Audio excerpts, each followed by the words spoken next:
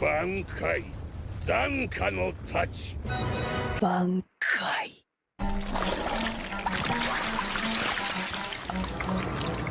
水無月挽回坂島横島八方塞がり挽回金シャラ舞踏だ挽回そうザビマル挽回八下の咎め挽回シャタツからがらしがらみの辻挽回北上天元明挽回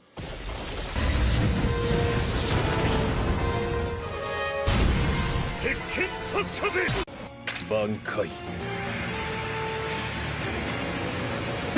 千本桜影吉挽回大グレン氷林丸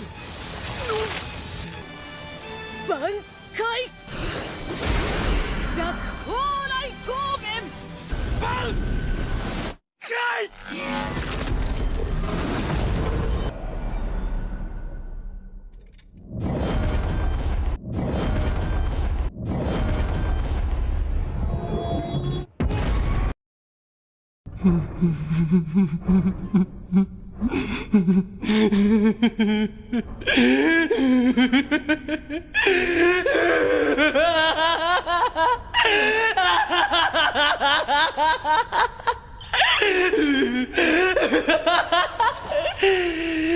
僕がキラだ Eu sinto como se vivesse num mundo feito de papelão. Eu tomo cuidado constante pra não quebrar nada e nem machucar ninguém. Mas você aguenta, não aguenta o Darkseid?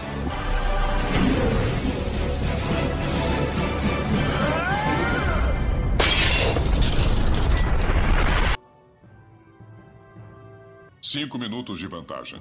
5 minutos? Isso é piada. 4 minutos e 50 segundos. Vantagem de 5 minutos? Tá amolecendo com a idade, é, Batman? Ah, qual é, moleque? Vai ver se eu tô lá na lua. E a aventura continua.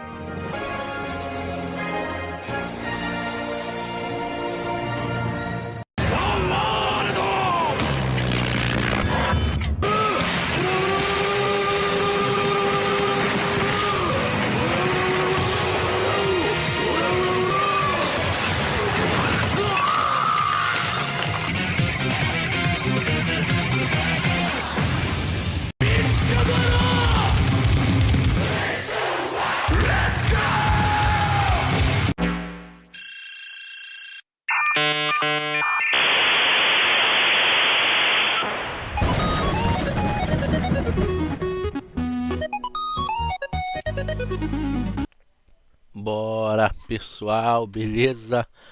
Ainda não consegui resolver o problema da webcam, mas será resolvido em breve, pelo menos. Assim, eu espero. Talvez eu tenha excluído alguma coisa aqui que eu não deveria, vou ter que ver depois. Mas enquanto isso, obviamente que eu não vou deixar de fazer conteúdo para este canal. Então, desde já, se você puder contribuir de alguma forma, tem o QR Code aí que vai aparecer na tela em algum momento, ou também aqui esses e-mails, tá? Para tentar aqui eu bater essa meta, porque eu realmente estou precisando muito para ontem de um monitor, tá bom? Lembrando que esse não é o valor de um monitor que eu quero, tá? O monitor que eu quero é um pouquinho mais e isso aí é apenas uma ajuda de custo para que eu possa estar realmente juntando e comprando esse monitor, tá? Senão eu fico sem fazer vídeos, aí ferrou, o canal vai para o esquecimento. Mas desde já, muito obrigado pela sua presença aqui e também obrigado pelo seu like, sua contribuição com certeza é super importante para fazer esse canal aqui continuar sendo relevante aqui na plataforma, tá bom? Muito obrigado de verdade e bora parar de enrolação e vamos logo pro conteúdo. Esse aqui é o canal By Speed, eu não conheço esse canal, tá? É novo aqui pra mim, literalmente fala de game, de pancadaria. Não sei qual é a do rapaz aqui.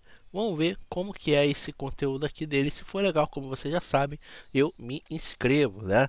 Antes de qualquer coisa, minha contribuição tá aqui 6,6. Olha que legal, mais um 6, The Number of the Beast. Né? Mas bora ver aqui o que o rapaz está falando sobre Mortal Kombat, as diferenças entre Mortal Kombat 3 e Ultimate Mortal Kombat 3. Vamos lá, vamos saber o que com certeza é interessante. Eu jogava muito Mortal Kombat, mas depois que eu descobri Street Fighter, passei a jogar muito mais Street Fighter que Mortal Kombat. E depois que eu descobri Tekken, passei a jogar muito mais Tekken do que Mortal Kombat. E depois que eu descobri The King of Fighters, eu passei a jogar mais The King of Fighters do que Tekken, mas hoje em dia eu prefiro jogar Tekken que The King of Fighters, tá? Mas ainda assim estão no meu coração, pode ter certeza. Mortal Kombat nem tanto, eu diria, mas na linha de jogos, o meu primeiríssimo de todos é Tekken por culpa da história. A história de Tekken é sensacional, cara, de verdade. E tem aqui no canal a história dos jogos, tá? É só você procurar, tá aqui em algum lugar. Eu já tenho conteúdo pra caramba aqui no canal, mas eu tenho aqui a história de Tekken do primeiro ao último jogo, cara. E poxa, é sensacional. Sinceramente, foi muito legal ter feito todo esse conteúdo aí sobre Tekken. Mas bora lá, vamos ver o que o rapaz tá falando aqui. Mortal Kombat 3 e Mortal Kombat 3 Ultimate tem diferença? Tem sim, nesse vídeo nós vamos falar sobre elas.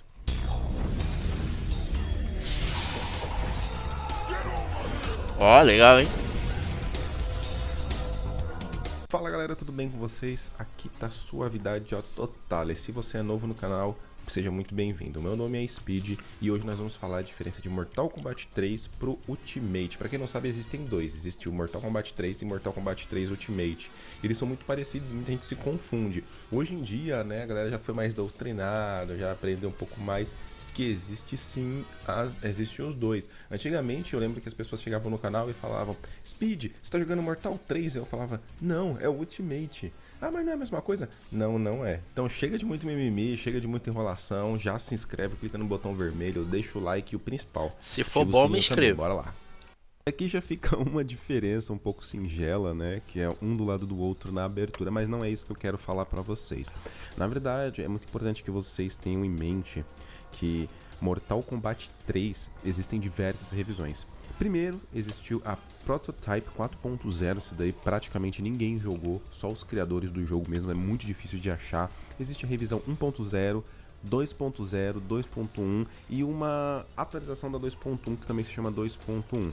Isso só para Mortal 3, tá? A Ultimate também existem outras revisões, só que no modo geral, na gameplay, assim, falando, comparado ao 3, não tem tanta diferença, porque a Ultimate 3 nada mais é do que uma atualização da Mortal 3, ok? Então já fica aí ciente que existem diversas versões. Então se você jogou a versão de arcade, pode ser que você fale: ah, mas na minha época não funcionava isso no Mortal 3, o Cabal não dava 2 spin seguido, eu não conseguia dar, só a máquina. Então existe sim uma 1.0 que isso é possível, já nas seguintes já não é mais possível. Então tenha isso em mente pra gente poder continuar o vídeo. Bora lá. Comece com centavos e comemore a vitória.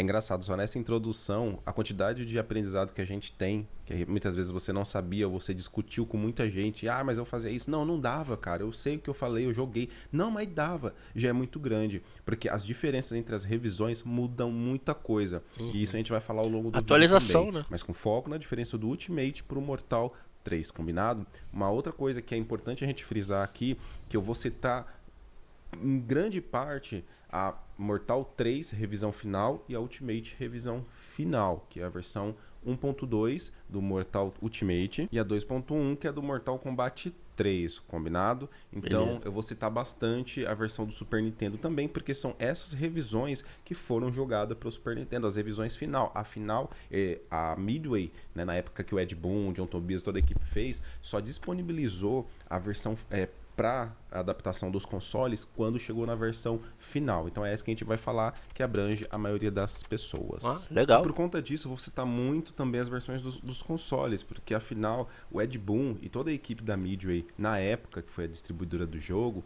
trabalharam em cima da última versão para daí disponibilizar elas para console. Afinal, eles não poderiam colocar uma versão que não seria a versão final para disponibilizar e adaptar para os consoles, seja Mega Drive, Super Nintendo, depois foi, né, tiveram as versões de PlayStation, Nintendo 64, e por conta disso a gente vai sempre trabalhar em cima da versão final. Eu acho legal. que de cara o que a gente já nota de mais diferente também é a tela inicial, né? No Mortal 3, por exemplo, como vocês podem ver, ele não dá muitas opções, né? Ele dá apenas essa opção, que é você inserir um crédito, né? Um coin, que no caso aqui eu tô na versão de arcade, e você pode fazer os códigos e tudo mais que tem nas do Super Nintendo e subindo as telas, né? Mas quando eu aperto o Start, ele já vai para essa tela, que é a tela de seleção. Já no Ultimate, a gente tem essa tela aqui de apresentação, e quando a gente aperta a ficha, né? Ah, da legal. versão de arcade, é essa tela aqui que a gente encontra. Lembrando, essa aqui é a versão de arcade. E aqui nós temos a versão de Mortal 3 para Super Nintendo, que inclusive, eu vou confessar, a versão de Mortal 3 do Super Nintendo, o áudio me agrada muito, as telas, eu não sei explicar. Eu acho que por ter sido o primeiro Mortal que eu vi na minha frente, a nostalgia bate bem forte, cara. Quando a gente entra na tela de Select Screen, né, Select Options, a gente encontra essa tela aqui, né, que é diferente, né, da versão de arcade, mas como eu falei, a diferença em si, ela é mais voltada porque foi um port também, né, para o videogame. E tem todos aqueles códigos que a gente já conhece, né? Eu, pelo menos, né, quando eu era mais novo, eu sabia todos de cabeça. Hoje em dia, eu não lembro praticamente nada, mano. Temos aí o Mortal Ultimate 3, Ultimate Mortal Kombat 3, ou Mortal Kombat 3 Ultimate, não sei como você fala, ou apenas o MK3, de Super Nintendo também. Tá aí, né, uma das diferenças, você podem notar, o áudio é diferente, né? O brilho dos personagens é um pouquinho mais forte, mais fraco. Eu pelo menos sinto isso na versão de Ultimate do Super Nintendo. E quando nós chegamos na tela principal, que é essa aqui, eu já sinto que ela é um pouquinho mais bem feita, né? Ela é mais, tem uns detalhezinhos, uma espécie de tijolos. No fundo, é legalzinho. Tijolos atrás aí, né? Também pela limitação da época. E também tem todos os códigos, né? Quem não lembra, direita acima BA, esquerda abaixo Y, direita acima BBA, abaixo cima B, abaixo cima B. Deixa eu ver se eu consigo fazer aqui. Pegou. Essa daqui já é mais difícil esquecer. E chega de falar de diferenças visuais, agora a gente vai falar na jogabilidade. De cara já temos uma diferença gigantesca, que é esse combo marotinho aqui, ó. Mas você tá falando com Glau? Não, ó. Reparem bem, ó. Começando como por cima, 2 hits, tá vendo? Se eu começar com os 2 fortes, ele sempre vai continuar. Se eu começar com fraco, eu tenho que ir pro forte para ele continuar.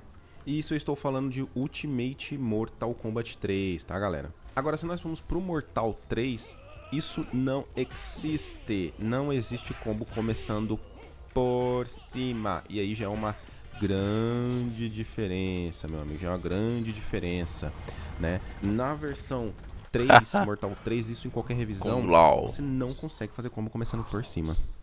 Isso nem com chute, nem com soco. Inclusive já vou agradecendo o Marcelo de Brasília, que manja muito de Mortal 3, bem mais que eu não manjo muito do 3, joguei bem pouquinho, acho que eu joguei umas 3 vezes na minha vida inteira, tirando quando era criança, claro. E ele me passou vários macetes, que inclusive, já vou falar um pra vocês, além esse de começar combo por cima, né, que não dá na Mortal 3. Muitos fatalities na revisão 1.0 do Mortal 3 mudam muito. Até os animais, tem animality como o do Cabal, se eu não me engano, ele me falou que é só segurando um botão, cara, e soltar, sai animality. Estou falando da revisão 3 do Ultimate para arcade, tá? Então, valeu, Marcelo, obrigado pelas dicas. Tem várias dicas aí que a gente vai passando aqui ao longo do vídeo. Aqui uma das diferenças que eu acho que, na verdade, são várias, né? São até clássicas, cara. Coisas que você consegue fazer no Mortal 3 e que você não... Mano, é impossível você fazer isso no Ultimate. É simplesmente impossível. Caraca! Olha isso daqui. 5 hits, 46%. Vamos para o nosso querido Mortal 3, ver se a gente consegue fazer a mesma coisa. Vamos dar um chute pra trás. Ué, mas eu afastei? Pois é, pessoal. No Mortal 3, o seu chute rodado afasta no Ultimate. No Mortal 3, não, né? No Mortal 3 você faz vários desses seguidos, igual eu fiz. Uma outra coisa, o gelo do Sub-Zero, aqui é uma questão mais pessoal, mas que acontece com muitos. Não tem limitação em golpes. No Mortal 3, o gelo do Sub-Zero você consegue fazer próximo. Aqui não, isso faz ele ser muito roubado. Eu sei que tem pessoas que conseguem levar a tela inteira só congelando assim, ó. Só faz assim e solta o gelo, né? Aqui nem solta, ó. Ó, ele quebra, tá vendo? Então, são diferenças que no final acabam fazendo muita diferença numa luta. Agora o Tio Speed quer que vocês reparem nos combos. Vamos lá, combos começando pelo chão. Caraca, esse 8 combo. hits. 7 hits, 7 hits. 30%. Vamos de novo aqui. Mais 7 hits, 30%. Parou ali no I do Wins. Esse foi o Ultimate 3. Isso. Vamos agora pro Mortal 3. Vai tirar mais? Mesmo combo. 7 hits, né? 45%. Meu Caraca, chofem, tira mais. 7 hits, Matou. 45%. Diferença aí Caraca. considerável, né? 2 quase matou o bichinho. Uma outra diferença que aí já é uma questão mais global. São todos os personagens que tem esta diferença aqui. Tá, vou usar o Cabal, mas, mano, isso aqui é geral. É isso daqui, ó. Depois do segundo hit, você não consegue continuar o soquinho, tá, galera? Ó, ele afasta pra trás. Isso foi Ultimate. Já aqui no Mortal 3, a casa coração de mãe, que pode fazer tudo, que vira bagunça e ninguém liga, mano. Você pode, ó, faz caralho. Festa, ó, você faz infinita disso aqui. Claro que não é tão simples. Acho que é a primeira vez que eu tô tentando fazer isso aqui. A gente grava e faz, a gente é brabo mesmo. A gente vai fazendo. Tem o time certo, senão ele passa direto. Mas se você treinar um pouquinho isso aqui, cara, tipo uns 10 minutinhos, você já consegue pegar o time, ó. Primeira vez que eu tô fazendo isso, já consegui dar infinito. Caraca! Um outro exemplo que eu já vou dando pra vocês, mais uma dica do Marcelão. Esse Fatality do Cabal, no Mortal 3, você consegue fazer de qualquer lugar da tela. Mortal 3. Já no Ultimate, você tem que fazer próximo. E eu confesso que eu gosto de fazer Fatality de qualquer lugar da tela. Afinal, a gente gosta da bagunça, a gente gosta bagunça. Mano, Fatality tem que ser de qualquer lugar da tela. Concordo. Estamos aqui com o Nightwolf, que também tem suas diferenças, como por exemplo a flecha. Se você fizer no tempo certo, ele solta flecha extremamente rápido. Ó, reparem bem, vocês vão ver como é que funciona isso no MK3 já já. Tem a ombrada do Nightwolf que derruba o oponente, ó, extremamente poderosa. Já no Mortal 3, Mortal Kombat 3, a flecha você não consegue fazer naquela velocidade toda, ó, mesmo é mais lento. Certo, ó, ela não vai na mesma velocidade, ó. Ele não cancela. A ombrada não derruba o cara, lembrando que isso pode variar de sua revisão também. Na versão do Super Nintendo provavelmente deve derrubar, ok? Mas faça a sua análise, isso daí é mais para abrir a sua mente. Olha, o cara só vai para trás. E o mais interessante é que o cara, olha lá, ele se recupera mais rápido do que o Nightwolf na ombrada. Ou seja, se você acertar a ombrada no cara, é prejuízo seu. Eu sei que vocês queriam mais, queriam uma continuidade. Tem muitas diferenças. Bem legal, que eu posso citar. Eu falei algumas das principais, mas tem outras assim, tipo, vou dar um spoiler, hein? Se tiver uma parte 2, eu vou falar da bomba do Cyrex, que é infinita. Você pode soltar quantas você quiser. Eu não vou falar. Se você curtiu, se inscreve, ativa o sininho, compartilha com seus amigos, manda no zap, manda pra todo mundo. Se esse vídeo tiver 5.000 likes, a gente vai fazer uma parte 2, fechou? Teve 6. E aí? Teve parte 2? Curioso agora. Então aqui é o canal By Speed, tá? Vou me inscrever porque eu gostei do jeito como que ele apresenta o conteúdo, beleza? Deixa eu só dar uma tosse aqui rapidinho, pessoal, pera aí.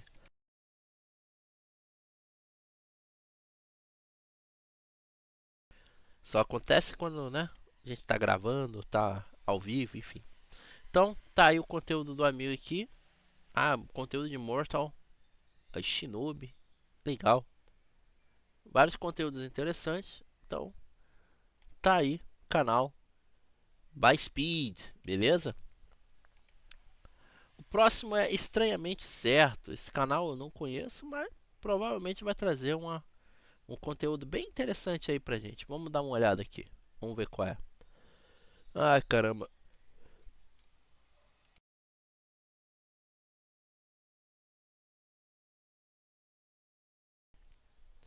Ai, tossezinha chata, mano. Caraca. Bora lá. Minha contribuição aqui rapidinho, né? O conteúdo for bom, já sabe. Vamos ver qual é.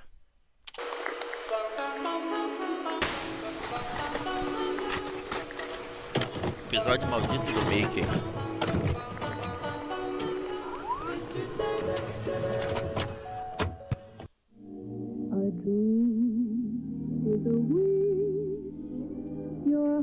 Walt Disney Presents Home Video.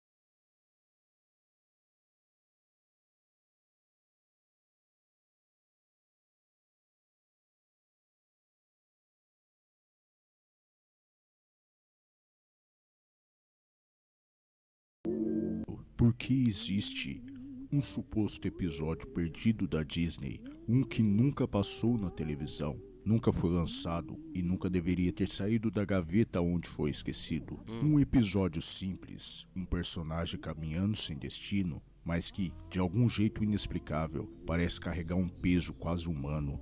É como se o Mickey, aquele símbolo de alegria, tivesse desistido.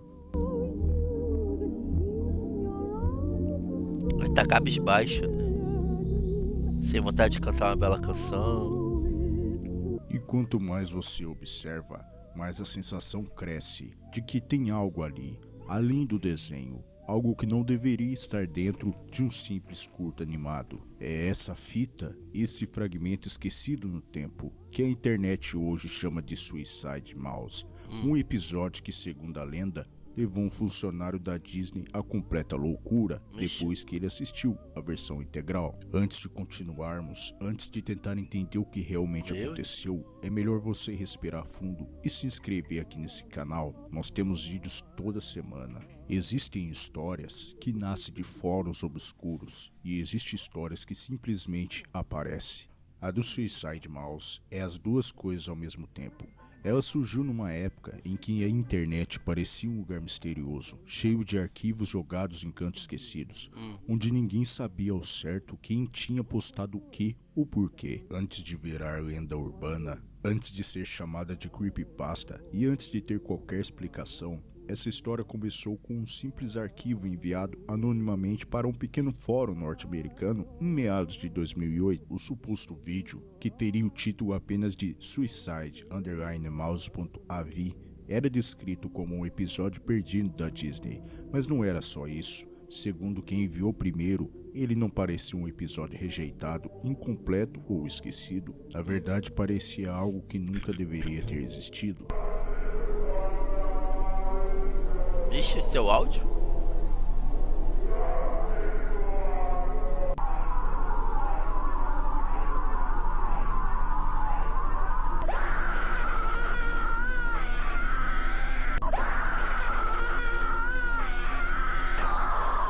Eu, hein? Mas, hein? É o quê?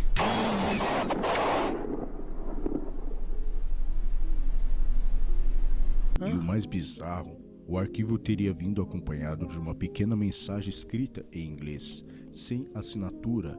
Real suffering is not known. Ninguém sabia o que aquilo significava, mas quem abriu o vídeo descreveu sensações tão ruins de náusea, vertigem, angústia, que rapidamente o arquivo se tornou proibido, até mesmo nos fóruns que o receberam. Foi então que começaram boatos. Alguns diziam que o vídeo teria sido encontrado nos arquivos internos da própria Disney. Outros afirmavam que um animador teria surtado na década de 30 e criado aquilo como uma forma de expressar sua dor mental. E a teoria mais extrema diz que quem assistisse o arquivo completo poderia enlouquecer. Mas essa é só a superfície da história. A verdade é que Suicide Mouse não é apenas um episódio perdido, ele é um símbolo, uma metáfora distorcida que mistura a lenda urbana e cultura da internet, uma manifestação de mídia e os temores mais profundos da nossa psique, a repetição, o vazio e o sofrimento silencioso.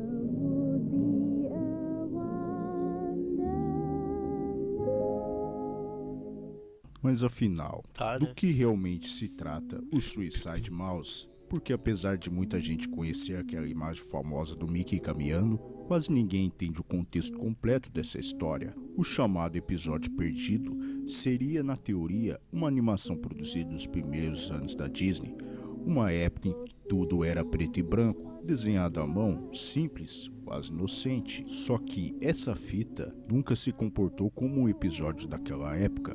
Ele não tem uma música alegre, nem tem trilha sincronizada, não tem humor físico, não tem história, nada. Ele apenas mostra o Mickey andando. É como se ele estivesse preso dentro de um cenário que se repete eternamente, sem saída, sem propósito, sem vida. E é isso que torna tudo tão perturbador. A animação quebra a expectativa, pegando o personagem mais feliz da cultura pop e colocando ele dentro de um ambiente opressor, vazio e sufocante. Conforme o vídeo avança, A trilha sonora, se é que dá pra chamar isso de trilha sonora, começa a se transformar. Não é música, é um lamento, sons distorcidos de gemidos, fragmentos de voz que parecem choro humano. E o rosto do Mickey, aquele mesmo rosto que sempre foi um símbolo de alegria, começa a demonstrar algo muito estranho. Não é tristeza, não é medo, mas um tipo de cansaço existencial, quase humano. É por isso que o Suicide Mouse pegou.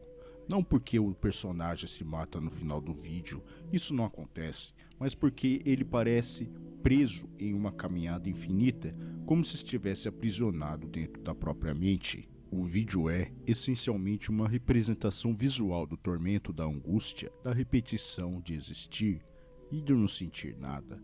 E isso tocou profundamente as pessoas. Alguns viram Suicide Mouse como uma metáfora da depressão, outros como uma obra existencial criada para chocar. E há quem acredite que até hoje que o vídeo tem uma origem original nos arquivos da Disney, um experimento sombrio guardado a 7 chaves. Mas independentemente da teoria, o Suicide Mouse virou uma das creepypastas mais fortes da internet, porque toca em algo essencial, o medo da repetição, do vazio e de caminhar sem nunca chegar. E quando essa mensagem vem através de um personagem infantil, a lenda se torna ainda mais perturbadora. Uma teoria que eu esqueci de mencionar é que, segundo a lenda, o animador que teria projetado essa fita teria sofrido um colapso mental, criado o vídeo como uma forma de expressar sua dor e depois tirado a sua própria vida, como se Suicide Mouse fosse seu grito final. Eu queria falar um pouco sobre a estética, que é uma estética analógica que usa repetição, ruído, distorção lenta, música desagradável e o loop infinito. Isso cria um efeito psicológico. O vídeo funciona bem porque ele parece vivo, não é estático. Ele se deteriora aos poucos, como se estivesse sofrendo junto com quem assiste. É uma tortura visual e sonora, escondida dentro do desenho infantil. É aqui, exatamente aqui, que deixa de ser apenas um vídeo estranho e se torna algo mais profundo. Porque quando chega na parte final, ele muda completamente. A caminhada do Mickey começa a acelerar, o cenário se comprime, as paradas parecem dobrar a si mesma. É como se o universo inteiro estivesse desmoronando em cima daquele personagem. No geral, tudo o que resta é apenas uma pergunta que ninguém responde, porque por trás de um simples episódio preto e branco escondido em algum canto obscuro da internet, o que realmente assusta não é o vídeo, é o que deixa ele na gente. Algumas histórias ganham força na internet não porque são reais, mas porque revelam algo que já estava ali adormecido, um desconforto, a ideia de que existe algo além do que conseguimos ver e que às vezes esse algo usa o familiar como um desenho infantil para entrar um pouco mais fundo na nossa mente.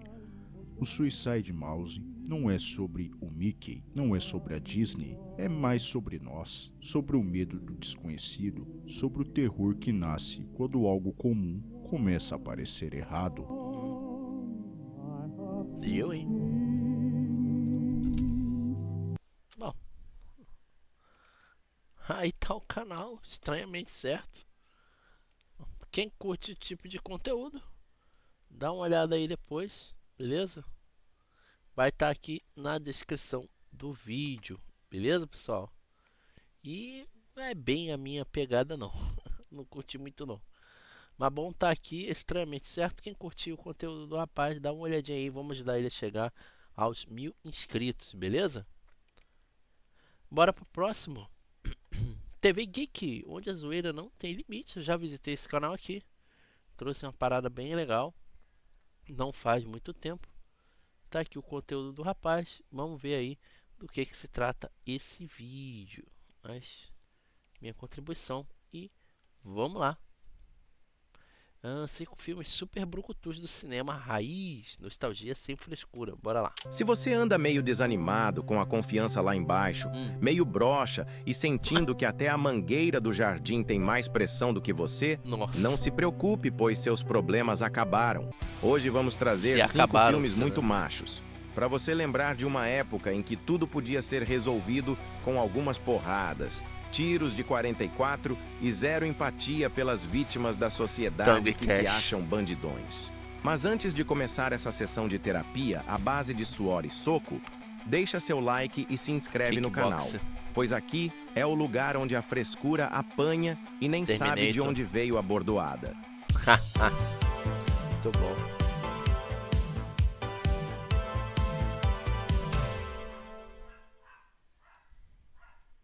Dirty Harry, quando a Magnum resolve o que a ONU não dá conta. Dirty Harry é praticamente o marco zero da testosterona cinematográfica.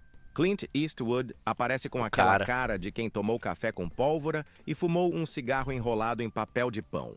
Nada de papinho motivacional ou workshop de coach. Aqui é o mundo real.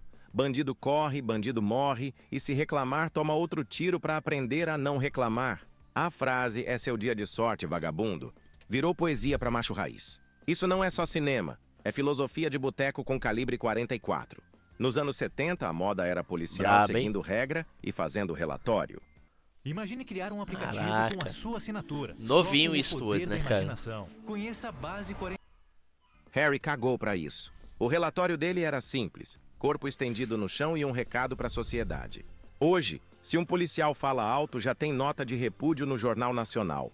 Naquele tempo, Dirty Harry jogava bandido do prédio e ainda tinha tempo de tomar uma cerveja quente no bar mais sujo da cidade. Era um tempo onde ninguém pedia desculpa. Caraca, ele não tá lembrando... O roteiro era assim. Ele não tá lembrando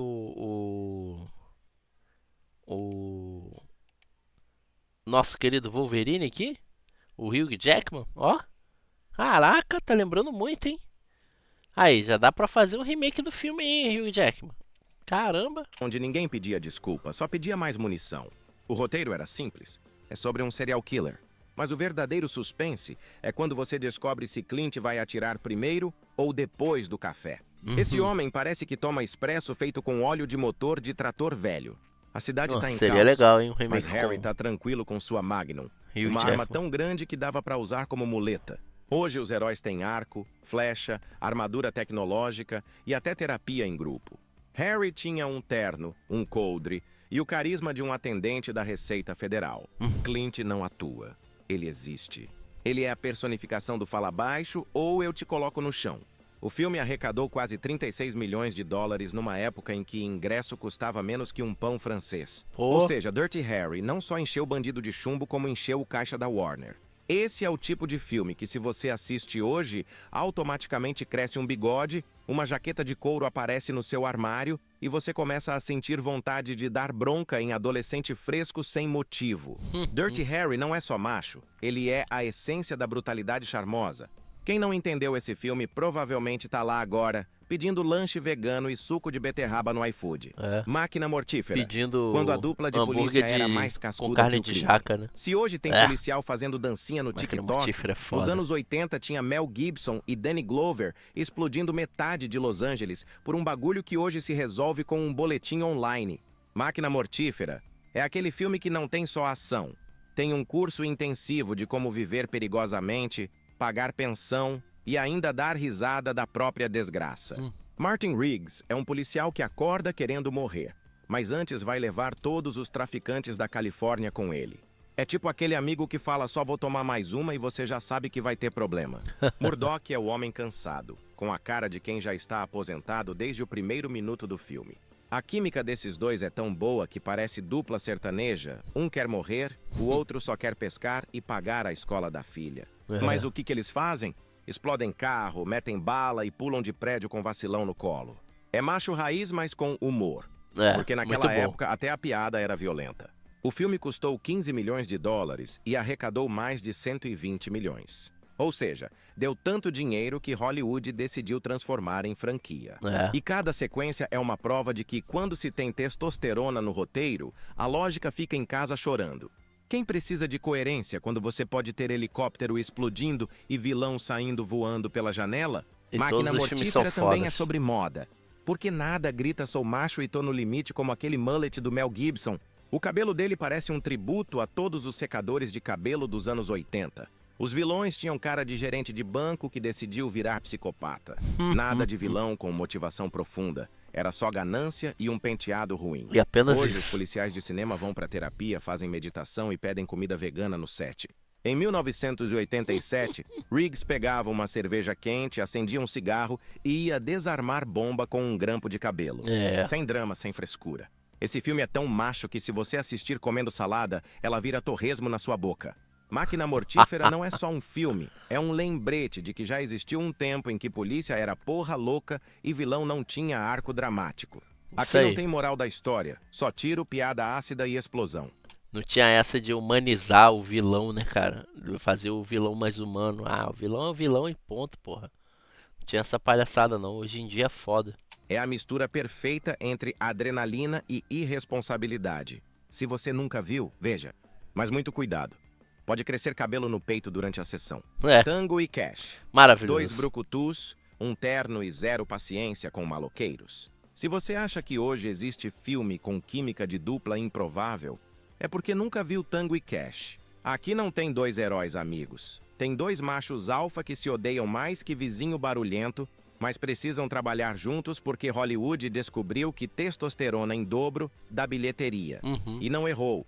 O filme custou 55 milhões e faturou quase 120 milhões de dólares. E os dois estavam no auge, tanto de Kurt Russell quanto o Sylvester Stallone, né? Então essa dupla improvável aí foi realmente uma boa ideia. Eu me amarro em Tango e Cash, é muito legal. O certinho e o desmiolado. É tipo um primo distante do Máquina Mortífera, né? Mesmo sendo mais exagerado que o Arnold em comercial de fraldas. De um lado, Sylvester Stallone, o cara que só não tem músculos na língua porque não dá. Do outro, Kurt Russell, com uma arma tão viril que deveria ter um CPF próprio. Os dois são policiais, mas a abordagem deles é tão sutil quanto uma marretada na testa. A polícia de hoje faz coletiva e manda nota no Instagram. Esses dois invadem galpão atirando em tudo que se mexe, incluindo a lógica do roteiro. A história é básica. Os caras são acusados de um crime que não cometeram e precisam limpar o nome. Mas, sinceramente, isso é só desculpa para explodir armazém, dar soco em presidiário e fazer piada no meio do tiroteio. Se fosse realista, esse filme acabava em 5 minutos com um advogado e um habeas corpus. Mas aqui é anos 80, justiça é feita na bala e, se der tempo, na porrada. E vamos falar de moda masculina. Stallone passa metade do filme com ombreiras e ternos que parecem patrocinados pelo Silvio Santos. Enquanto isso, Russell desfila com um cabelão glorioso. Aquele cabelo que grita eu bebo gasolina e cago fogo. Essa dupla é tão macho que se caísse no BBB quebrava a casa no primeiro dia. O mais legal é que mesmo com esse clima de rivalidade, eles ainda arrumam tempo para salvar um mulherão, pilotar caminhão blindado e dar risada no final, porque anos 80 não tinha espaço para trauma psicológico. Hoje os heróis choram no banheiro ouvindo Enya. Naquela época eles lavavam a honra com dinamite. Caralho! O banheiro ouvindo Enya é sacanagem. Enya toca Made It Be, né? Do Senhor dos Anéis. Made It Be. Enya é muito legal. Tango e Cash não é só um filme. É uma surra de adrenalina com trilha sonora de bar de motoqueiro. Concordo. É tosco e tem piada boba. Mas é isso que faz ele ser um clássico da época em que o politicamente correto era um palavrão e filme de ação não tinha meia hora de flashback triste. Retroceder nunca. Render-se jamais. O manual da bicuda raiz. Esse aqui é o puro suco do VHS tosco com cheiro de suor e óleo de bronzeador. Esse eu nunca vi. Retroceder nunca, render-se jamais é aquele filme que parece que foi escrito num guardanapo depois de 3 latas de cerveja quente. Um moleque sofre bullying, apanha mais que um personagem de Chaves e decide aprender artes marciais. Até aí, beleza. Mas quem é o mestre? O espírito do Bruce Lee. Sim, meu consagrado, chamaram um sócia-fantasma para dar aula? Isso não é roteiro, é um surto coletivo embalado por sintetizador. E aí entra ele, Jean-Claude Van Damme, o vilão russo mais belga da história. Ele não precisa falar, basta aparecer com aquele terno branco colado e cara de quem depila o peito com ácido. Caraca. Van Damme é tão macho que a flexibilidade dele é maior que a paciência da sua mãe quando você falava só mais 5 minutos no videogame. O cara fazia espacate até no café da manhã porque pão na chapa não sustenta guerreiro raiz. As cenas de luta são um espetáculo à parte. É soco que parece tapinha de balé, chute voador que desafia a gravidade e grito marcial que mais parece alguém tentando parir uma jaca. Mas a gente ama. Porque isso aqui é anos 80, quando a verossimilhança tirou férias e deixou a testosterona escrever o roteiro. Hoje, filme de luta tem câmera lenta, efeito sonoro estiloso e diálogo profundo.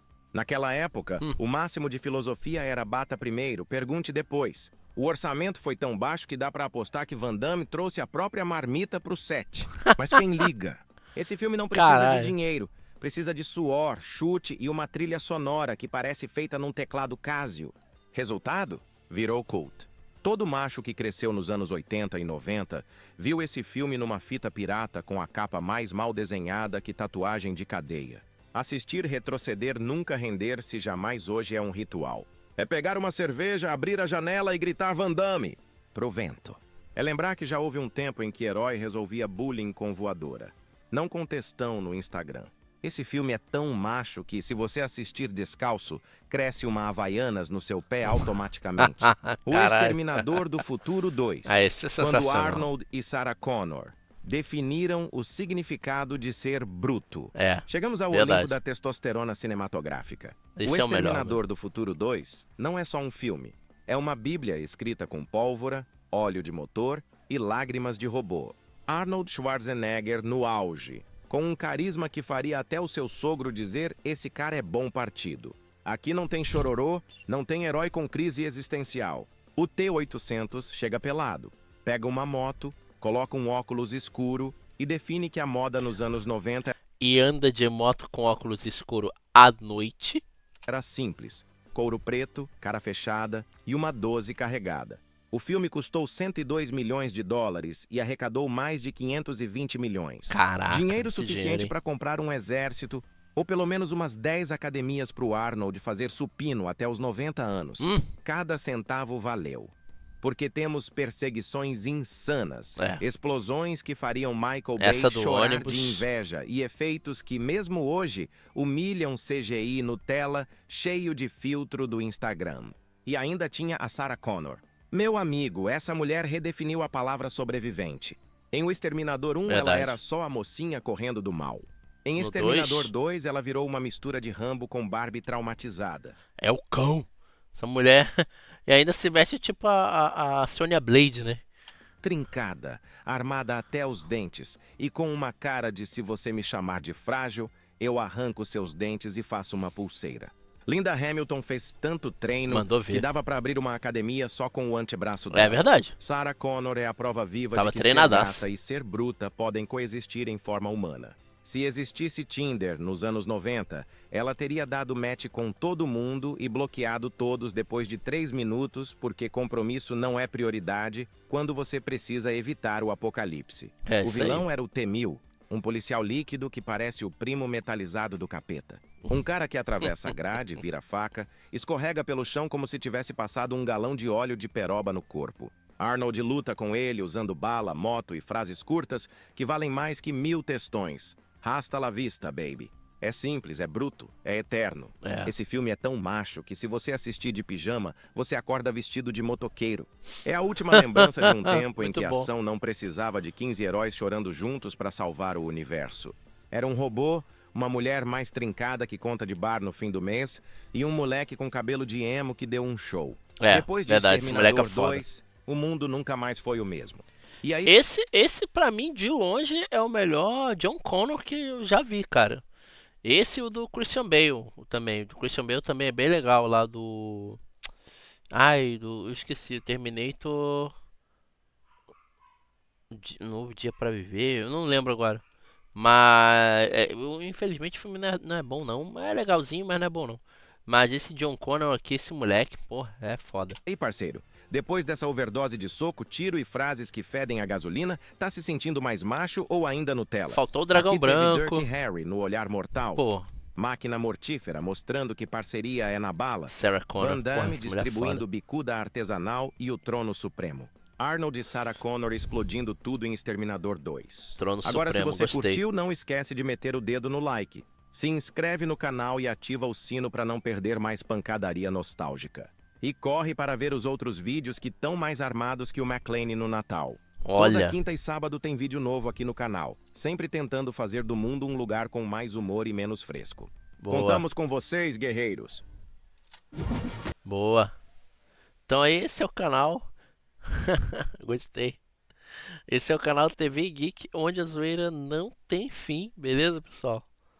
Gostei, cara. Eu não sei de vocês, mas o meu filme de Natal é Duro de Matar 1, tá? É o meu filme de Natal. Você pode ter qualquer outro, mas o meu é Duro de Matar 1, tá bom? É o inferno, assim disse nosso querido tenente John McClane. Se bem que eu gosto do 2 e do 3 também, cara. O 3 é foda demais com o Jackson, né? Junto com ele ali. Nossa, é bem legal. Mas, enfim, TV Geek, onde a zoeira não tem fim. Esse é o canal. Se curtiu o conteúdo, vai lá dar uma olhadinha depois, beleza? E vamos aqui para mais um Opinando. Não conheço esse canal, tá? Vamos dar uma olhadinha aqui e vamos ver o que o Opinando está falando. Vamos ver qual é? Vamos ver aqui então. Deixa aqui o meu like. E o vídeo diz a cena genial de Homem-Aranha 2 que ninguém entendeu. Vamos ver qual é. Em 2004, Homem-Aranha 2 foi lançado nos cinemas com um orçamento de mais ou menos 200 milhões de dólares. O filme se encerrou com uma bilheteria de mais ou menos 790 milhões de dólares em todo o mundo, quebrando recordes mundiais. Não demorou muito para se tornar o filme favorito do público quando o assunto eram filmes de heróis, ultrapassando essa marca pessoal de muitos logo após X-Men 1 e 2, o Batman do Tim Burton e, é claro, o incrível Superman do Christopher Reeves. Mas afinal, o que torna Homem-Aranha 2 um filme tão merecedor desse amor pelos fãs? O que o torna genial?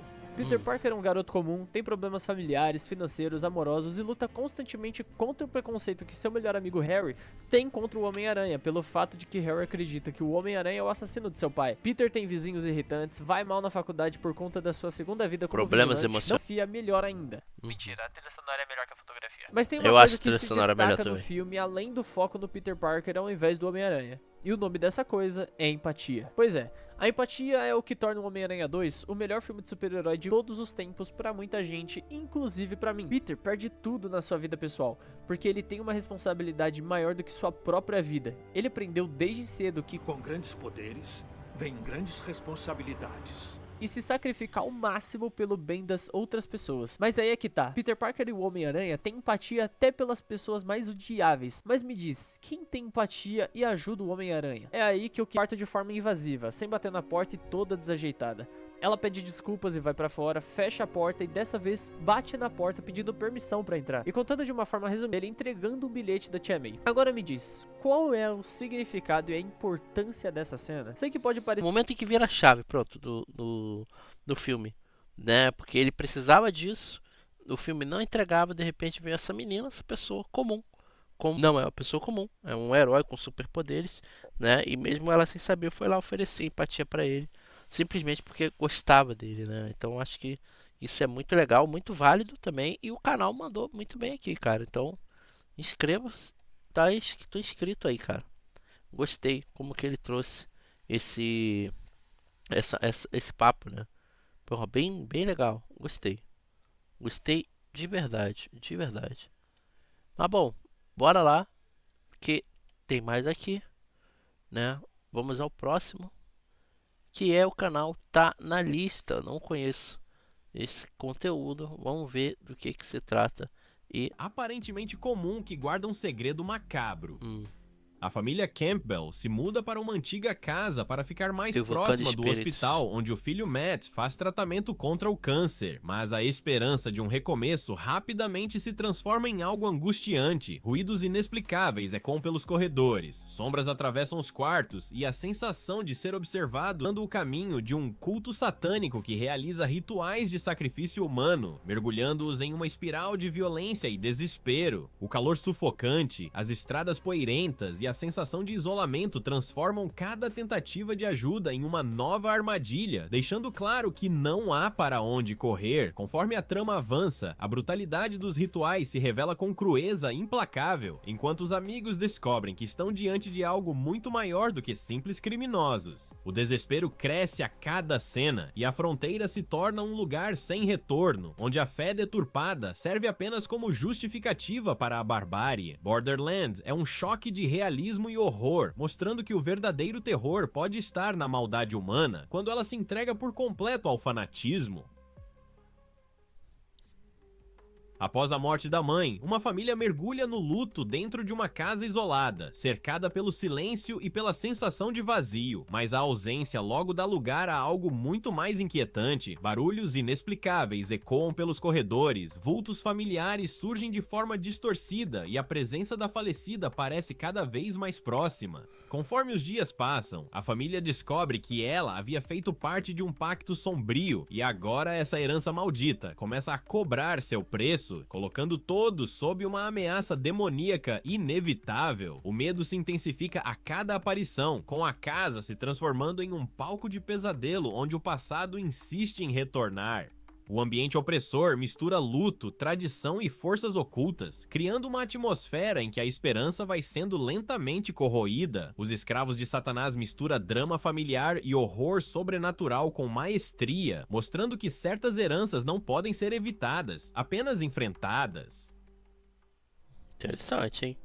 Beth viaja para visitar sua irmã Ellie em um prédio decadente, tentando se reconectar após anos afastadas. Mas a reunião é interrompida quando os filhos de Ellie encontram o livro dos mortos, escondido no subsolo. Ao ser aberto, ele libera uma força maligna que se espalha pelo edifício, contaminando corpos e transformando o lar em um cenário de horror absoluto. O prédio, já claustrofóbico, passa a ser tomado por gritos, sangue e possessões grotescas que avançam sem trégua. O espaço familiar se converte em armadilha, com cada corredor escondendo um novo pesadelo e cada porta se abrindo para mais violência. O laço entre Beth e Ellie, antes frágil, se torna o centro de uma luta desesperada contra o inimigo invisível. A morte do demônio, a Ascensão, é um festival sangrento que mistura violência gráfica, terror físico e desespero emocional, deixando claro que o verdadeiro pavor não está apenas nos demônios, mas no colapso das relações humanas, quando o mal decide se instalar. Sim. É um filme Arkin, um ex-presidiário desesperado por dinheiro, decide assaltar a mansão onde trabalhou como pedreiro, acreditando que estaria vazia, mas ao entrar, descobre que caiu em uma armadilha mortal. A casa foi transformada por um assassino em série em um labirinto de armadilhas cruéis, criadas para capturar e torturar suas vítimas sem chance de fuga. Cada sala esconde lâminas, correntes e mecanismos de dor, tornando cada passo uma sentença. Enquanto tenta sobreviver, Arkin percebe que não está sozinho. A família que vive na casa ainda está presa, sendo caçada pelo sádico conhecido como o Colecionador. A tensão aumenta a cada tentativa de escapar, com a violência explícita se misturando à paranoia de estar sempre um passo atrás do inimigo. O Colecionador de Corpos é tenso e brutal, um jogo de caça em que a casa se torna uma prisão letal, revelando o quão frágil é a luta pela sobrevivência diante da crueldade humana. Bizarro, hein? Anna, interpretada por Lily Rose Depp, começa a ser atormentada por visões inquietantes, sonhos que parecem corroer sua mente e presenças que se insinuam até mesmo durante o dia. Enquanto isso, seu noivo Thomas Hutter viaja até a Transilvânia para negociar com o misterioso Conde Orlok. O castelo onde ele é recebido é um labirinto de sombras e decadência, com corredores intermináveis e um silêncio pesado que parece vigiar cada passo. A figura do Conde transmite fragilidade e poder ao mesmo tempo, revelando-se como algo que não pertence ao mundo dos homens. A influência de Orlok logo ultrapassa as muralhas do castelo e começa a se infiltrar na vida de Anna, espalhando doença e desespero em sua cidade natal. O vampiro não aparece apenas como predador, mas como uma força que contamina tudo o que toca, dissolvendo laços e apagando esperanças. Nosferatu resgata o terror gótico em sua essência, mostrando que há horrores que não podem ser enfrentados, apenas suportados enquanto o mundo se curva diante da presença inevitável da escuridão. Ó, legal, hein? Um grupo de delinquentes é contratado para recuperar uma fita misteriosa em uma casa abandonada, mas ao vasculhar o local, encontram dezenas de gravações espalhadas pela sala de estar. Cada fita revela uma história diferente, registrando encontros perturbadores com criaturas, espíritos e violências inexplicáveis. A cada vídeo assistido, a atmosfera fica mais pesada, como se as imagens estivessem vivas e influenciando diretamente quem as vê. O desconforto cresce até o ponto em que realidade e filmagem se tornam indistinguíveis. O que começa como uma tarefa simples, logo se transforma em um mergulho na paranoia, com os criminosos percebendo tarde demais que estão sendo tragados pelo mesmo mal que observaram nas fitas. VHS é perturbador porque expõe horrores sem explicação, fragmentados em relatos que parecem não ter origem nem fim, onde o verdadeiro pavor está na ideia de que algumas imagens existem apenas para destruir quem ousa assisti-las. Caraca, legal. Maneiro, hein? Pô.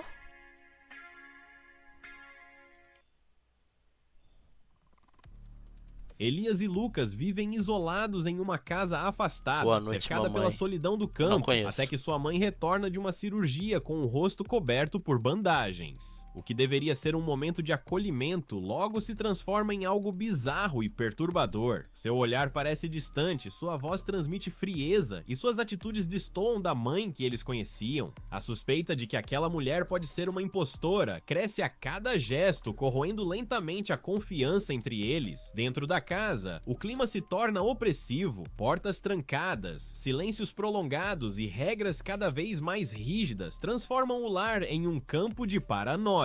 O vínculo entre mãe e filhos se desfaz em meio a desconfiança e medo, até que já não existe espaço para certezas, apenas para a sensação de que algo irreversível está prestes a acontecer. Boa Noite, Mamãe é um terror psicológico implacável, onde a intimidade da família se converte em prisão e a figura materna deixa de ser refúgio para se tornar o coração da ameaça. Na zona rural da Tailândia, Nin, uma xamã local, acredita ser a escolhida de uma divindade ancestral e dedica sua vida a proteger a comunidade. Mas tudo muda quando sua sobrinha Mink começa a apresentar sinais de possessão, passando de comportamentos estranhos a surtos cada vez mais violentos. Caraca. A família, dividida entre tradição e descrença, assiste à transformação da jovem enquanto tenta compreender se ela foi realmente escolhida pelos espíritos ou amaldiçoada por forças obscuras. O que inicialmente se apresenta como um registro de fé e rituais se converte em um retrato brutal de degradação física e espiritual, onde cada cerimônia realizada apenas intensifica o caos. Filmado como um falso documentário, o filme abandona qualquer tom de neutralidade e mergulha na desgraça de uma família que perde o controle diante de algo impossível de deter. A médium impressiona pela forma crua e implacável com que retrata o sobrenatural, deixando a sensação de que, quando antigas forças decidem se manifestar, não há como escapar de sua fúria. Bom, maneiro, hein?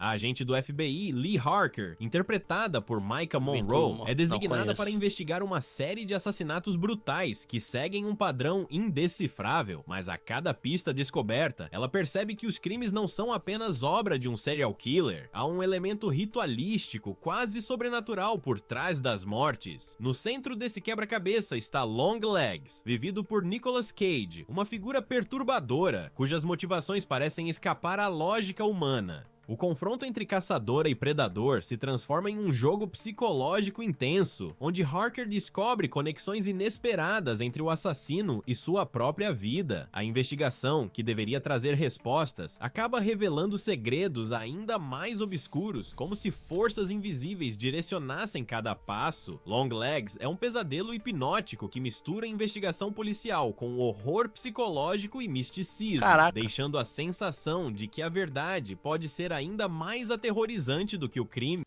E curiosamente, meu namorado tinha falado há pouco tempo desse filme pra mim. Caraca.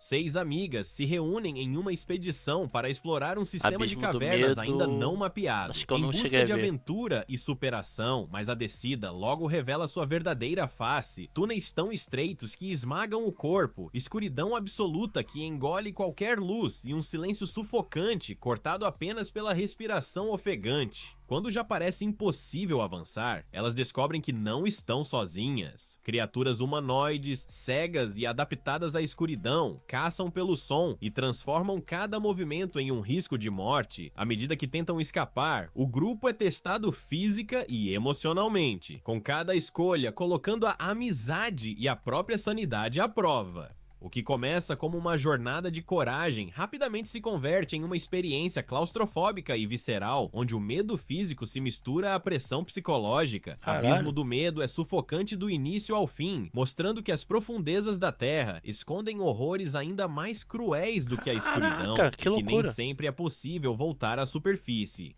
Porra, maneiro, hein?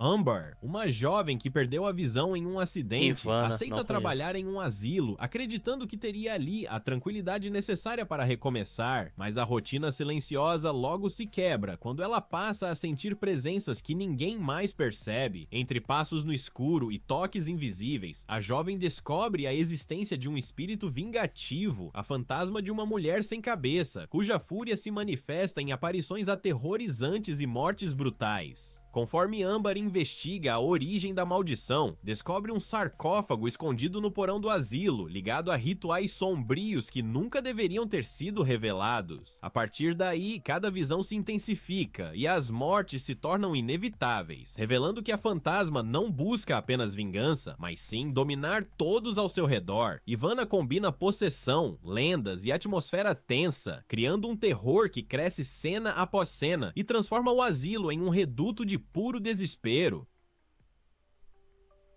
Evan Marshall, interpretado por Henry Cavill, reencontra o irmão Victor, vivido por Dominic Purcell, após anos desaparecido, e descobre que ele foi mantido prisioneiro em uma fazenda isolada. Henry Cavill. O local, no entanto, guarda uma ligação sombria com o passado. Décadas antes, um oficial alemão obcecado pelo ocultismo realizou rituais macabros ali, deixando para trás uma maldição que nunca cessou. Ao retornarem, os irmãos acabam presos em um ambiente dominado por símbolos sangrentos, corredores escuros e criaturas deformadas que parecem ter nascido desses experimentos. Evan Marshall, interpretado por Henry Cavill, reencontra o irmão Victor, vivido por Dominic Purcell, após anos desaparecido, e descobre que ele foi mantido prisioneiro em uma fazenda isolada. O local, no entanto, guarda uma ligação sombria com o passado. Décadas antes, um oficial alemão obcecado pelo ocultismo realizou rituais macabros ali, deixando para trás uma maldição que nunca cessou. Ao retornarem, os irmãos acabam presos em um ambiente dominado por símbolos sangrentos, corredores escuros e criaturas deformadas que parecem ter nascido desses experimentos proibidos. Blood Creek mistura terror sobrenatural e elementos históricos, transformando a propriedade rural em um reduto de pesadelos. Me lembra Wolf Creek, é outro filme também bom pra caramba. A cada instante, a sensação é de que eles não estão apenas enfrentando uma família marcada pelo pacto, mas um ciclo de violência que insiste em se repetir. O filme entrega um horror direto e intenso, mostrando que algumas forças invocadas pelo homem permanecem vivas tempo demais para serem derrotadas. Imagina fazer thumbnails pro YouTube de forma automática. Tu coloca uma imagem e pede pra IA fazer todo o resto. Kodrat é conhecido em sua vila por seus dons de exorcismo, mas após anos afastado, retorna apenas para encontrar a região onde morava mergulhada em forças malignas que desafiam qualquer fé. No centro da trama está uma jovem possuída por algo que parece mais antigo e poderoso do que a própria religião. O que começa como um ritual de expulsão logo se transforma em um confronto desesperador contra entidades que corrompem corpo e espírito. Cada oração recitada é respondida com visões aterradoras, corpos distorcidos e ataques brutais, transformando o que deveria ser sagrado em palco de profanação. O choque entre espiritualidade e escuridão cria uma atmosfera assustadora e opressiva, onde até a fé mais firme vacila diante do desconhecido. Kodrat mergulha fundo no terror sobrenatural, mostrando que nem mesmo quem dedica a vida a combater o mal está preparado para enfrentá-lo em sua forma mais primitiva. Oh, maneiro. E para fechar nossa lista, Host acompanha um grupo de amigos que, durante a pandemia, decide realizar uma sessão espírita por chamada de vídeo. No começo, tudo parece apenas uma brincadeira, mas a falta de respeito durante o ritual abre espaço para algo que não deveria ser invocado. O que era uma reunião casual rapidamente se transforma em um pesadelo coletivo. Cada participante passa a ser atormentado em sua própria casa, e a tela do computador se torna a única testemunha dos ataques. Caraca. portas batem sozinhas, vultos surgem no fundo da câmera e gritos interrompem a conexão, enquanto o mal avança, aproveitando-se da vulnerabilidade da distância. Sem chance de estarem fisicamente juntos, os amigos são caçados um a um, presos dentro do confinamento que acreditavam seguro. Host é um terror enxuto e implacável, mostrando como até a tecnologia mais cotidiana pode se transformar em ponte direta para o sobrenatural, onde a tela do computador se torna a única testemunha de um pesadelo impossível de conter. Caramba, legal. E essa foi a nossa lista, com 15 filmes de terror cabulosos do Prime Video pra ver em 2025. Se você curtiu as indicações, não esquece de deixar o seu like, se inscrever no canal e ativar o sininho para não perder os próximos vídeos. E agora eu quero saber de você, qual desses filmes mais chamou sua atenção? E que outros filmes cabulosos você indicaria para aparecer em uma próxima lista? Obrigado por assistir e até o próximo vídeo. Caraca que eu vi o próximo aí. Mas aí, ó, tá na lista e tô inscrito. Gostei. 6,6 mil inscritos. Caramba. Que legal, mano. Maneiraço. Maneiraço. Muito bom. Gostei do conteúdo. Bem maneiro. Então se você curtiu também, tá aí, tá na lista. Beleza? E vamos aí, né? Canal 90.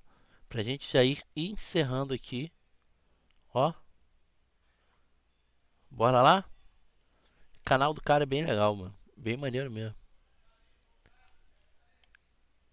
Minha contribuição. E vamos ver o que se trata. Que fim levou o elenco do Disney Cruise? Lembra do Disney Cruise? Cruise, tchau. No vídeo de hoje vamos descobrir várias curiosidades e segredos que ninguém te contou sobre o Disney Cruise. O Cruise já passou em vários horários no SBT, mas foi quando ele passou a ser exibido às 19 horas, bem ali no horário do jornal das outras emissoras, é que o programa se consolidou como uma das melhores audiências da grade de programação do canal. A música não era essa, Alô, companheiro. Desculpe as nossas falhas técnicas, mas não é nada fácil entrar numa emissora tão grande. Antes, com o jornal TJ Brasil, o SBT batia 9 pontos. Mas com a chegada do Cruise, a emissora passou a ter 19 pontos de média. Ou seja, mais que dobrou a audiência. Caraca. E o programa então ficou no horário nobre e passou a ser visto com outros olhos pelo Silvio Santos.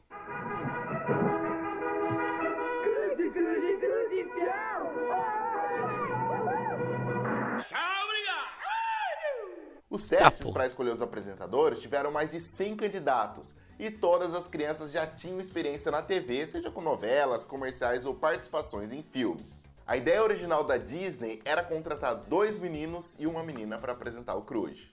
Conecta, Cagonário, porque hoje o Caju Conectado vai trazer um furo de reportagem pra você. Você não sabe, a gente invadiu o estúdio onde é gravado o programa Disney Cruise. A gente vai mostrar tudo, sabe? Porém, durante os testes, tanto o ator Leonardo Monteiro quanto o Diego Ramiro estavam disputando o mesmo papel que era pro Juca. Acontece que o Leonardo Monteiro mandou tão bem no teste que os produtores resolveram criar um personagem a mais pro ator e foi assim que nasceu o Guelé no programa. Caraca. Então o Cruise acabou estreando com 3 meninos mesmo e um tempo depois com a atriz Jussara Marques, que foi incluída no elenco fazendo a Maluca.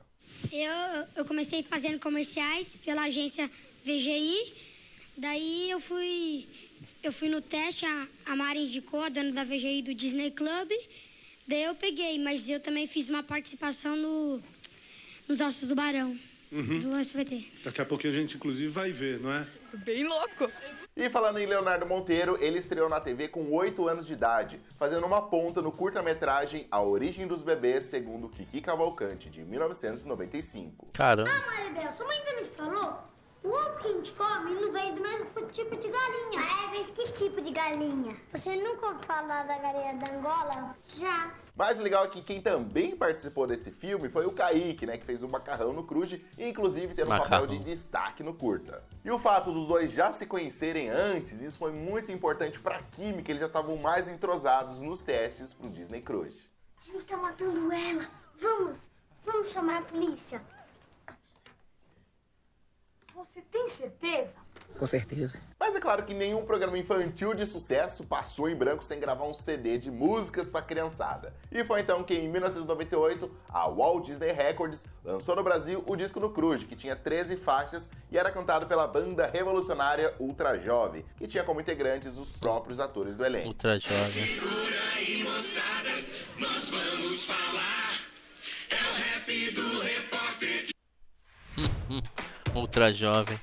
Eu tinha essa revista, Ultra Jovem, era uma revista de anime, legal pra caramba. Que entrou no ar a qualquer instante no nosso plantão, dá notícias malucas na televisão.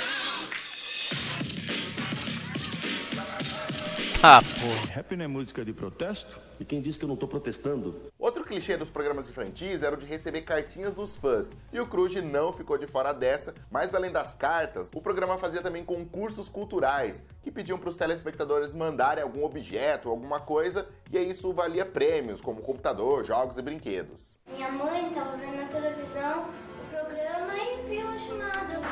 É só você gravar uma fita cassete cantando uma das músicas da Pequena Sereia. Eu mandei e falei, seja o que Deus quiser. Vão ser escolhidos 5 ultra jovens. A minha carta, entre todas essas cartas aqui, ser sorteada.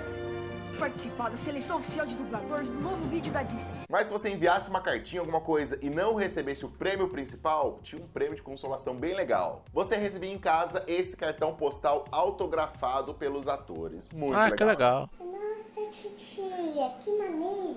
Entre todos os desenhos que passavam no programa, só um não era original Disney. Sim, o nosso querido Doug, que nasceu no canal Nickelodeon e foi adquirido em 96, 5 anos depois do seu nascimento. Caramba.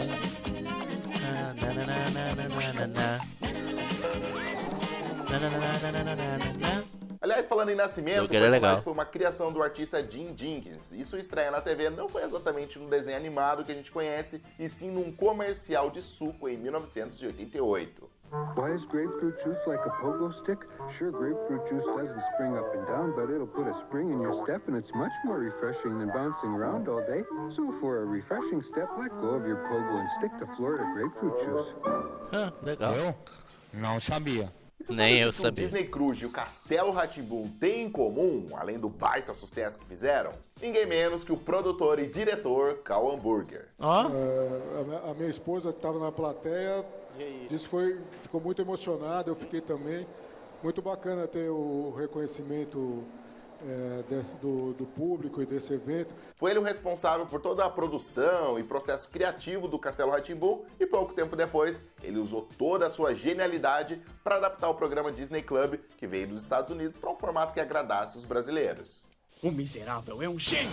Sabe com que os apresentadores do Cruz estão trabalhando? O que eles estão fazendo hoje em dia? O Diego Ramiro continua no ramo do show business, mas hoje ele atua como produtor, além de também ser artista plástico e empreendedor. O Leonardo Monteiro se formou em engenharia mecatrônica e atua na área e também foi fundador da startup InfoPrice. Mas o seu personagem, o Chiclete, era inventor.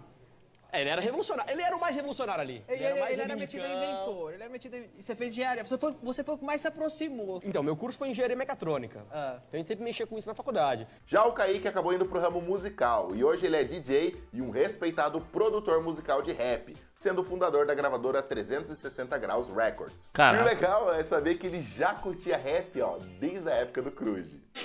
Eu gosto do Planet Ramp. E também cantava o rap do repórter. Lançaram um sorvete que é uma delícia. O palito é comestível, o papel é reciclado. Isso é tecnologia. É inacreditável. Esse cara provou e achou animal. Eu preciso fazer dinheiro, eu vou fazer dinheiro com o rap. E por fim, a Jussara Marques hoje trabalha com dublagem e já fez personagens bem conhecidos pela galera, como a Elga do desenho Hey Arnold. Fez tudo isso por mim? É isso aí, garoto cabeludo. Sei lá, droga, o que mais a gente pode fazer quando alguém que você ama tá em apuros? E claro, a Pan do Dragon Ball GT e muitos outros personagens que legal. A Jade. É isso, dei todo o poder ao meu vovô. Eu sou testemunha, eu vi como ele lutou. Quando meu vovô era o Super Saiyajin 4, ele ficou muito forte mesmo. As saudades ficam, vocês sabem, né? Mas se você gostava do Disney Crush, qual era o seu desenho preferido que passava no Disney Crush? Super Você lembra? Patos. Comenta aqui embaixo. Se você gostou do vídeo, deixa o seu gostei, compartilha com todo mundo, com alguém da sua família que assistia Disney Crush com você. E eu vou deixar, claro, mais vídeos com curiosidades dos melhores programas infantis que passavam na TV pra você clicar e continuar maratonando o Canal 90. Eu vou ficando por aqui, muito obrigado pela sua audiência, um grande abraço, nós aqui e foi! Esse até que foi rápido, cara. E tem outros vídeos bem legais também. Aqui, ó, Canal 90, show de bola. Bem legal mesmo. Tem muito conteúdo bom, cara. Muito conteúdo legal. Então, dá uma olhadinha depois aí, vocês curtirem. Beleza? Eu já curti pra caramba, então acabei me inscrevendo no canal aqui do rapaz. Mas é isso por enquanto. E a gente se vê outro dia, pessoal. Espero que vocês tenham gostado aí do conteúdo. E diz aí qual foi o conteúdo que vocês mais acharam legal. Manda aqui nos comentários, beleza? Me dá aquela ajuda, me dá aquela moral. Deixa seu comentário também. Não esquece para fazer com que esse conteúdo chegue a outras pessoas também. Se possível, compartilha também. Se você quiser, logicamente. Se você não quiser, tá tranquilo, tá valendo. O importante é que você deu aquela passadinha aqui e acompanhou comigo até agora esse conteúdo, viajando aí pelos canais mais interessantes aqui do YouTube. E olha, eu vou falar pra vocês, esse aí do filme de terror eu achei bem interessante, hein? Curti pra caramba. Mas é isso, pessoal, a gente se vê na próxima. Abraço pra todo mundo e valeu fazer essa porra dessa webcam funcionar, cara. Puta, tá foda, hein?